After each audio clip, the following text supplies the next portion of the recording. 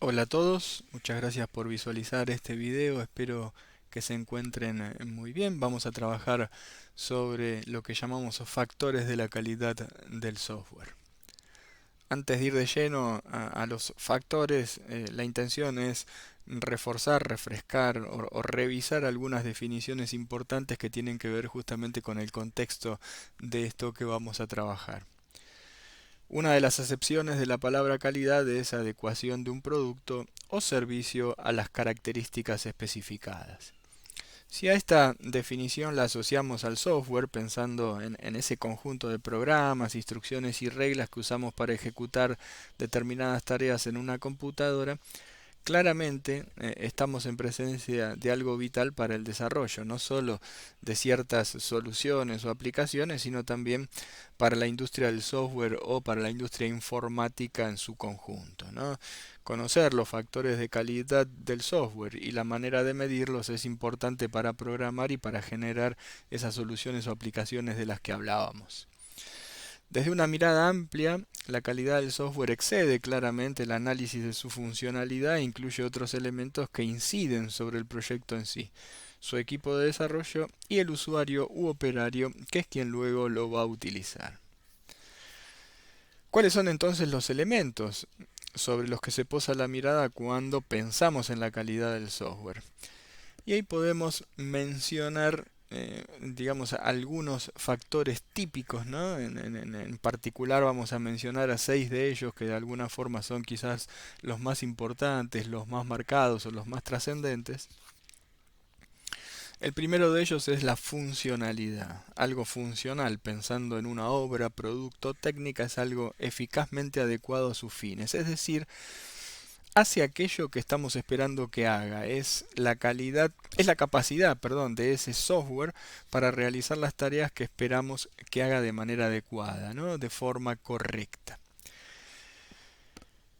Otro de los factores para mencionar es la confiabilidad. Alguien o algo es confiable cuando hay una esperanza de que consiga lo que desea. En este caso lo relacionamos con la capacidad de ese software para funcionar sin errores, sin cometer fallas, sin tener inconvenientes.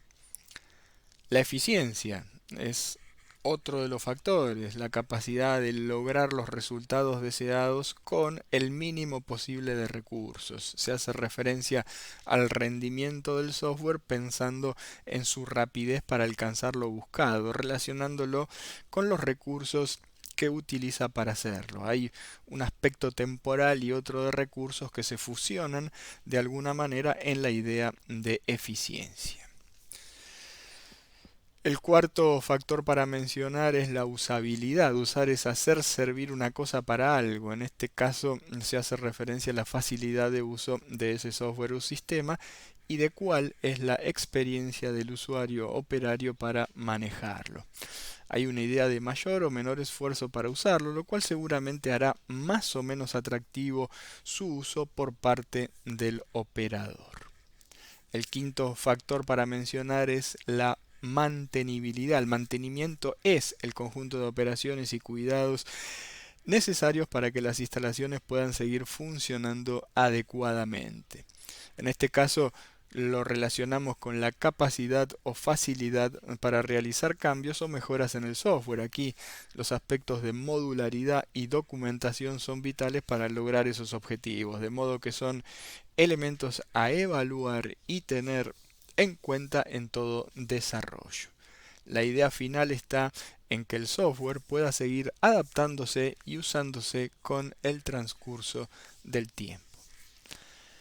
El sexto y último factor que vamos a mencionar en esta presentación es la portabilidad. Algo portable es algo que es fácil de llevar, de mover o transportar de un lado a otro. En este caso hacemos referencia a la capacidad del software para trabajar en diferentes entornos, sistemas operativos o plataformas sin requerir modificaciones importantes.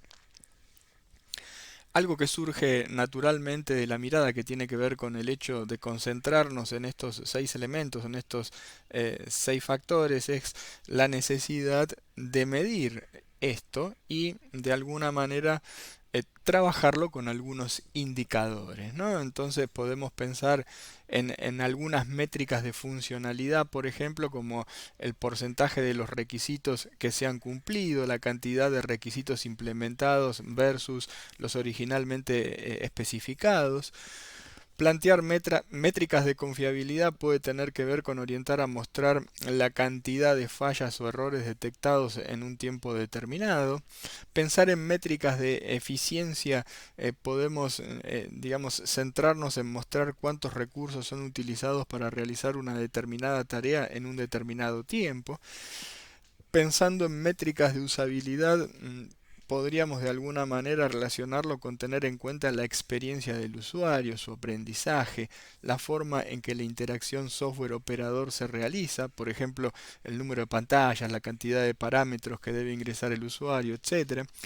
De alguna manera, esa forma de comunicarse a través de la interfaz que tiene el usuario y cuál es su reacción ante la utilización de la misma, ¿no? Métricas de mantenibilidad suelen medir modularidad, complejidad del código y tamaño del mismo.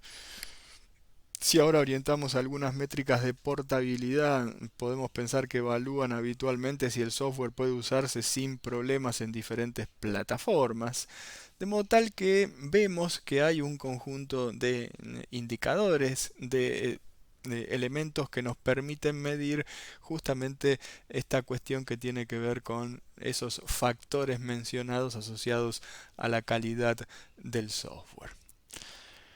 Muy bien, con esto concluimos este video introductorio al tema y los invito a suscribirse al canal para continuar viendo videos de este tipo. Un saludo grande para todos y muchas gracias por estar de ese lado.